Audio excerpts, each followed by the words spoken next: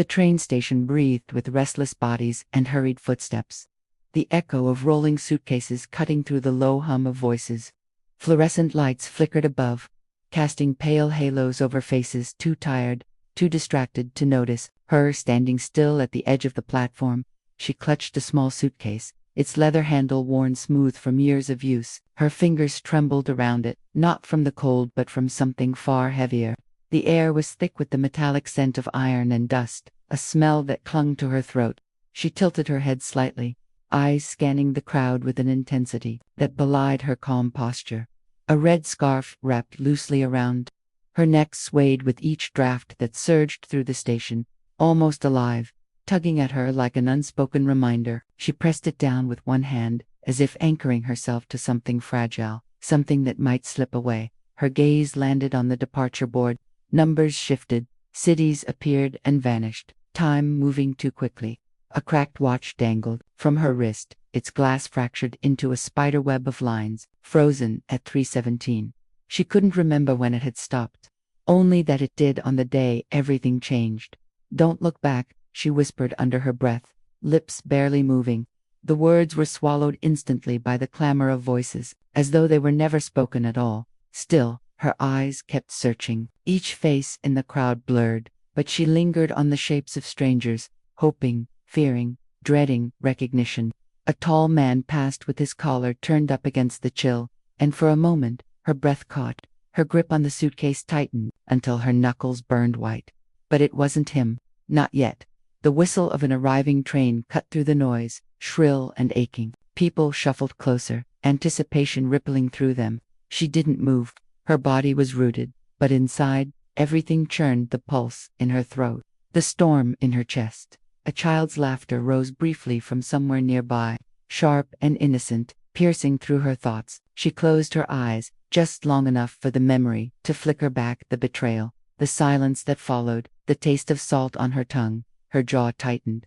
The red scarf brushed her lips, a fleeting kiss from something she both loved and despised. Her hand shook when she reached into her pocket, fingers grazing over a folded piece of paper worn soft from being opened too many times. She didn't pull it out, not yet. Somewhere in the blur of strangers, a pair of eyes had found her, watching, waiting. Her heart stuttered, and still, she did not move. The platform trembled as another train slid past, a rush of wind tugging at her scarf, pulling it across her cheek like a taunt. She closed her eyes for only a second, long enough to hear another voice, his voice echoing from years ago. "Keep your head high, Anna. Never let them see you break." Her father's words had been stitched into her bones, though the man himself had long vanished into memory.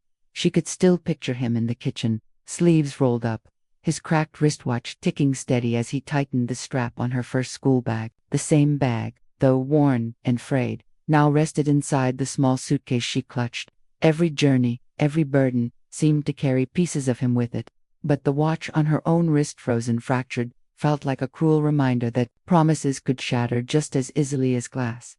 She shifted her weight, scanning the crowd again. Families collided in messy embraces. A woman dropped her bags to kiss the cheeks of her waiting son, their laughter sharp and bright against the dull backdrop of arrivals and departures. Another man held his wife so tightly it seemed as if the world might dissolve without her.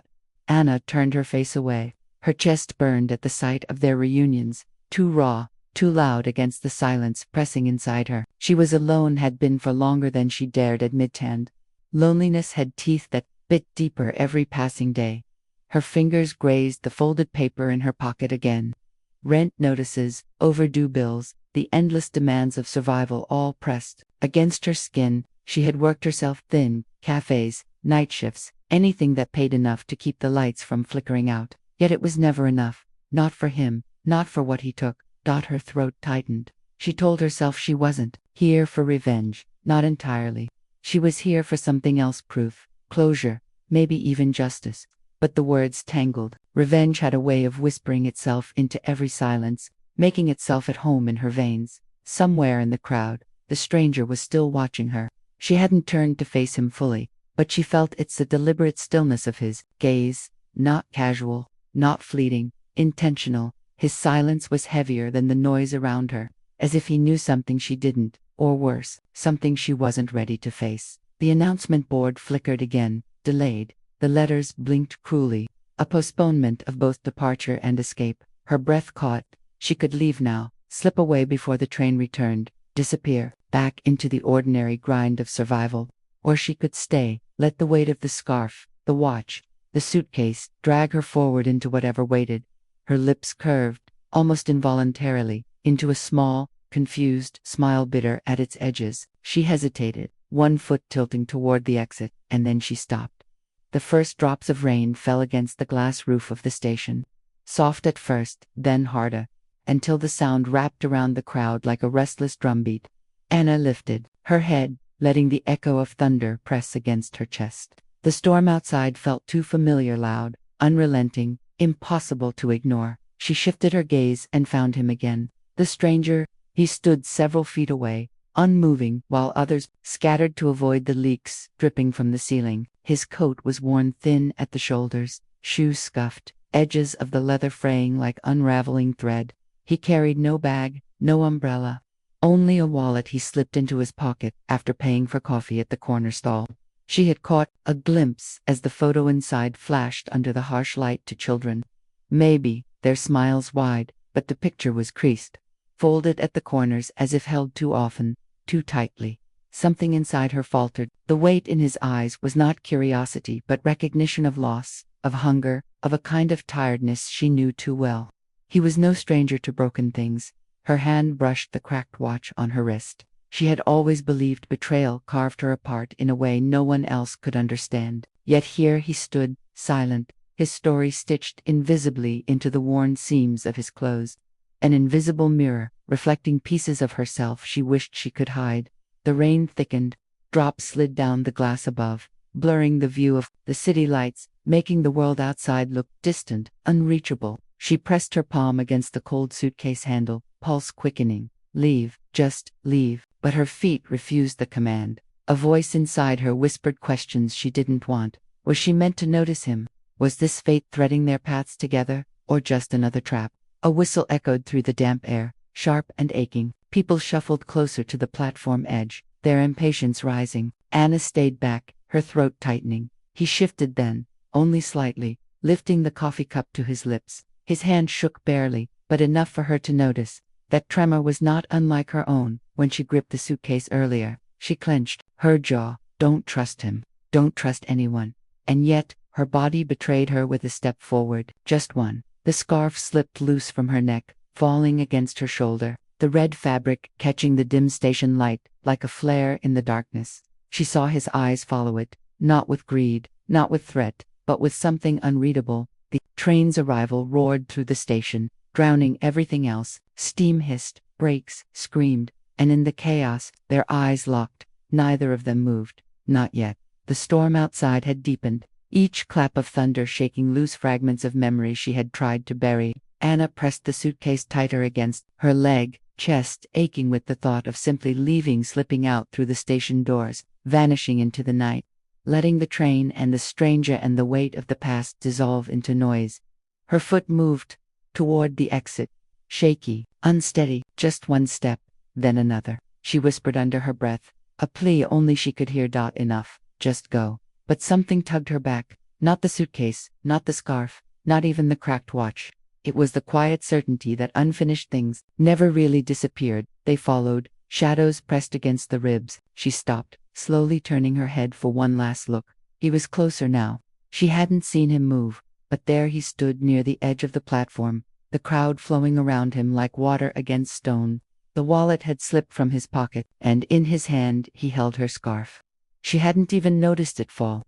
The red fabric dangled between his fingers, luminous against the gray of his coat. Her breath caught.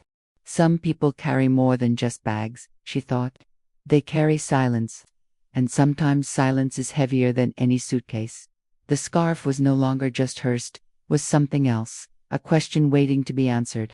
His gaze lifted to meet hers, across the distance, and for the first time, she saw the fracture in his composure, the storm hidden in his eyes. A woman passing by muttered, "Strange, standing there like that."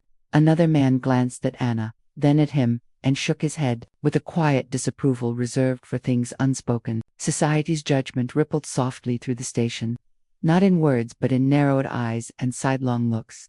Anna's throat tightened. She wanted to scream against it all, against their stares, against his silence, against her own trembling body that refused to move. Instead, her voice came out cracked, almost a whisper carried by the storm. Why me? The question dissolved into the air before it could reach him. But he shifted, eyes dark, and raised the scarf slightly, as if to answer without speaking. She nearly collapsed under the weight of that gesture.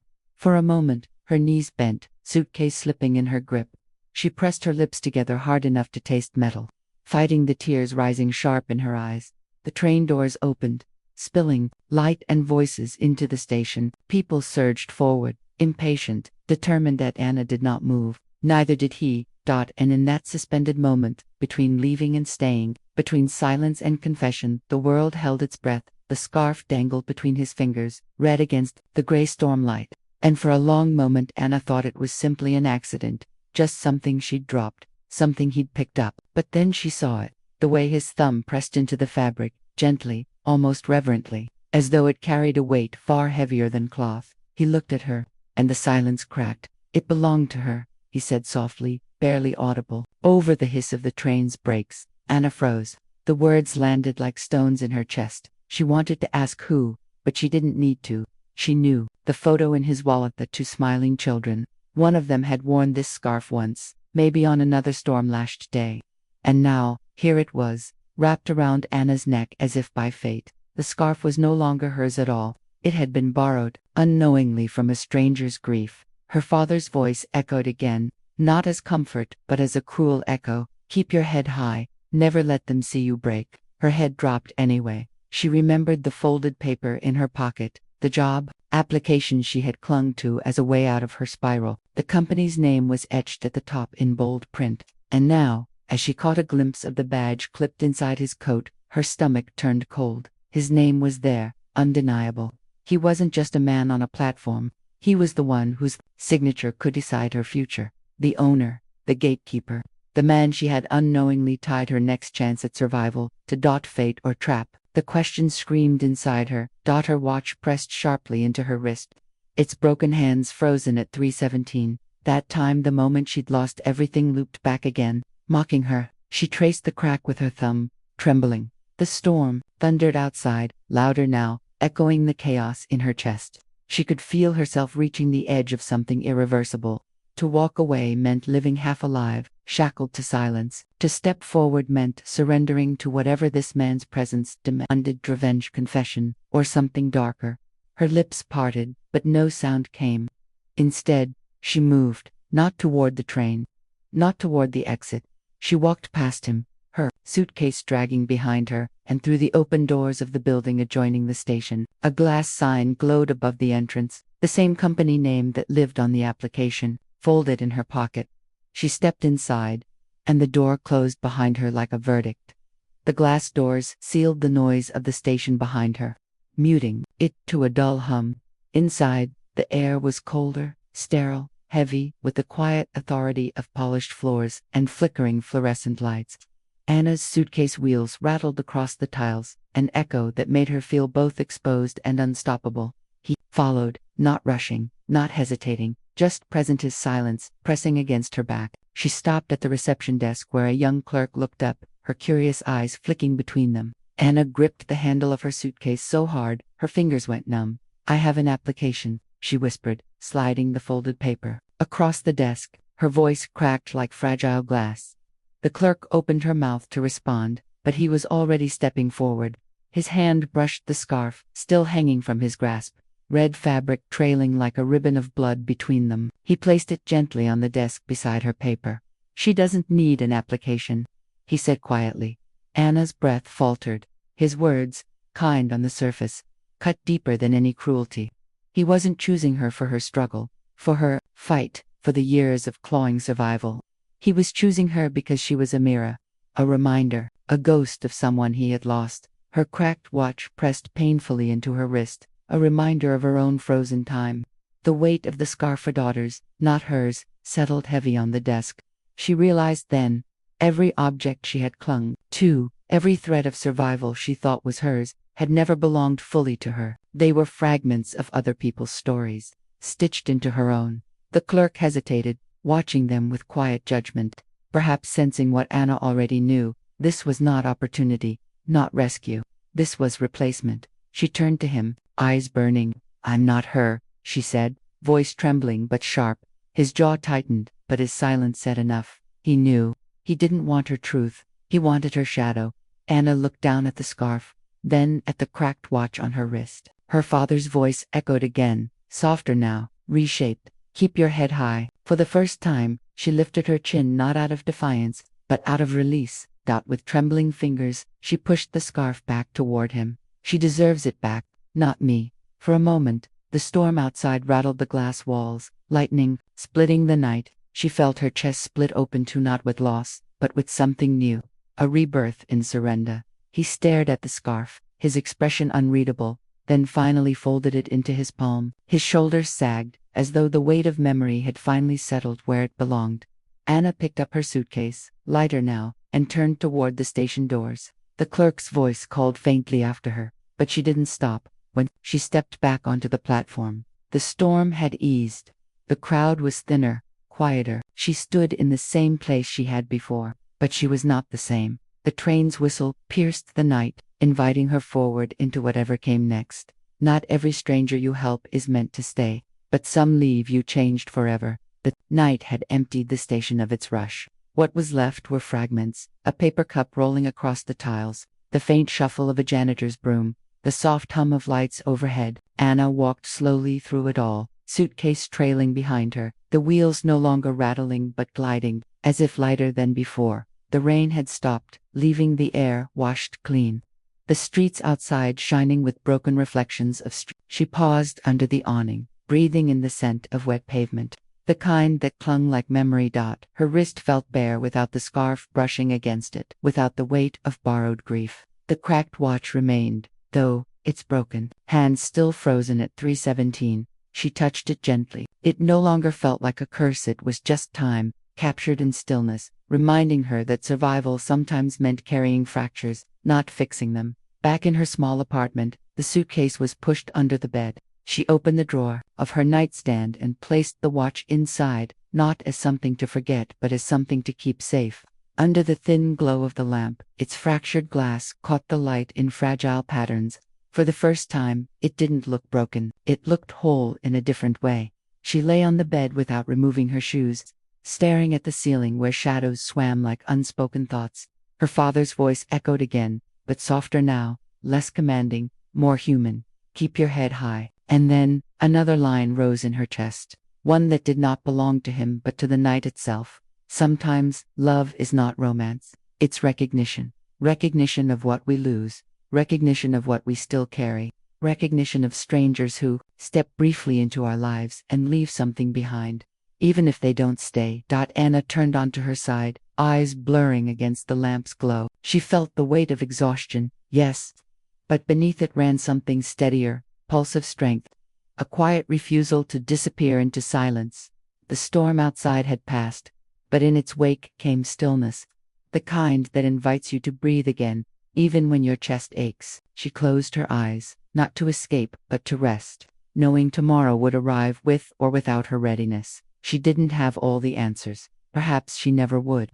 But tonight, she had a truth that was enough. Survival was not about revenge or replacing what was lost. It was about walking forward, even when the ground trembled. And in the fragile space between memory and possibility, a question lingered, open, unresolved. Do we ever truly move on from the ghosts we carry, or do we simply learn to live beside them?